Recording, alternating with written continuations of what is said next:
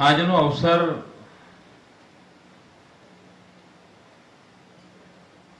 એ આવતીકાલના ભારતને માટે છે. હું આવતીકાલનું ભારત એટલા માટે કહું છું, ઇતિહાસ સાક્ષી છે. માનવજાતની વિકાસ યાત્રા એનું સબૂત છે.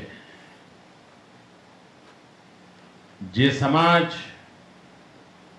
પોતાના પૂર્વજોને ભૂલી જાય છે, જે સમાજ પોતાના ઇતિહાસને વિસરી જાય છે, જે સમાજ એની સાંસ્કૃતિક વિરાસતમાંથી રસકસ લેવાનું છોડી દે છે, એ સમાજનો વિનાશ નિશ્ચિત હોય છે. જગતમાં એ જ લોકો યાવત ચંદ્ર દિવાકરો પોતાના અસ્તિત્વનો અહેસાસ કરાવી શકે છે, જે પૂર્વજો ઇતિહાસ સંસ્કૃતિ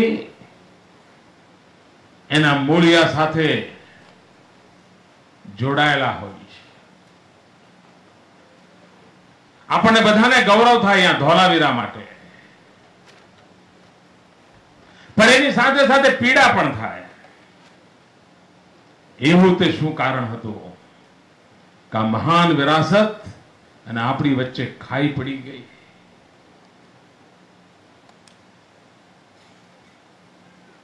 એ ખંડેરોમાંથી આજે આપણને આપણા પૂર્વજોને શોધવા માટે મથામણ કરવી પડે. કારણ સંબંધોનો જે અવિરત તાર જોડાયેલો જોઈતો હતો, એ તાર તૂટી ગયો અને પરિણામે કોક પુરાતત્વવિદને નાના નાના ઓજારો લઈને ખોદતા ખોદતા ખોદતા ક્યાંક આપણું મૂળિયું મળી આવે અને પછી આપણે બધા છાતી કાઢીને ભરીએ. આ ખંડેરો આપણને શીખવે છે. એ પથ્થર પોતે બોલે છે કે જો તું તારા પૂર્વજોનો ભૂલી ગયો, ઇતિહાસ ભૂલી ગયો, વિરાસત ભૂલી ગયો, સંસ્કૃતિનો છેદ ઉડાવી દીધો, તો જેમ અમે ખંડેરોમાં પરિવર્તિત થઈ ગયા, તારો યુગ પણ ખંડેરોમાં પરિવર્તિત થઈને સમાપ્ત થઈ જશે. અને માટે આવશ્યકતા છે પૂર્વજોને, ઇતિહાસને, સંસ્કૃતિને, વિરાસતને આજીવન જીવન સાથે જોડતા રહેવું પડે. શ્યામજી કૃષ્ણ વર્મા સાથે આ દેશની તરુણાઈને જોડવા માટેનો પ્રયાસ એ દિશાનું એક જવાબદારી ભર્યું સાત્વિક પગલું છે. આ દેશની કમનસીબ જુઓ. ઉદારતાની વાતો થાય, લોકશાહીમાં વાણી સ્વાતંત્ર્યના ગુણગાન થાય,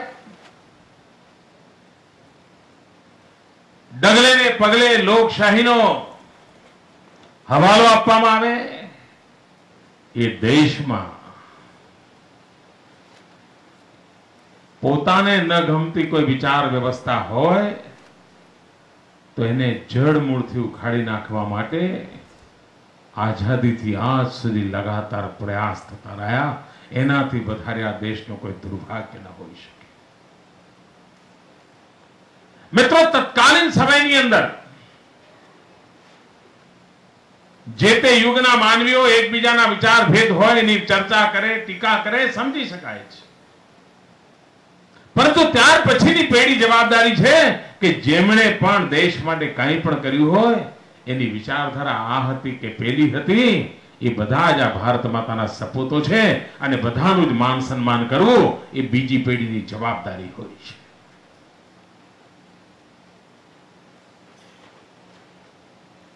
મિત્રો, રાષ્ટ્ર માટે જીવનાર મરનાર સપૂતો એને વિચારોની વાડાબંધીમાં ન કેદ કરી શકાય. એમના યુગમાં એમને જે માર્ગ ઠીક લાગ્યો માર્ગ પર ગયા, બીજાને જે ઠીક લાગ્યું એ માર્ગે ગયા, પણ બધાનો હેતુ એ હતો આ ભારત માને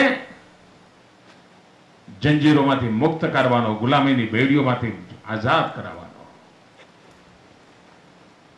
કોઈએ જાત ઘસી હશે તો કોઈએ જીવન ખપાવ્યું હશે, કોઈએ ન્યાય તંત્રના દરવાજે ઉભા રહીને અંગ્રેજ સલ્તનતને પડકારી હશે તો કોઈએ બંદૂકના નાળચાથી પડકારી હશે, પણ બધાનો ઉદ્દેશ અંગ્રેજ સલ્તનતને પડકારવાનો હતો. ઇતિહાસની વિશેષતા જુઓ મિત્રો.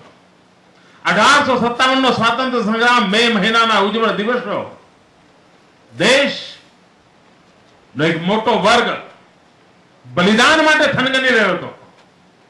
બલિદાનની આખી વ્યવસ્થામાં જોડાવા માટે અંગ્રેજ સલ્તનતને ઊંઘતા રાખીને કમળ અને રોટી દ્વારા સંદેશો ચાલતો હતો.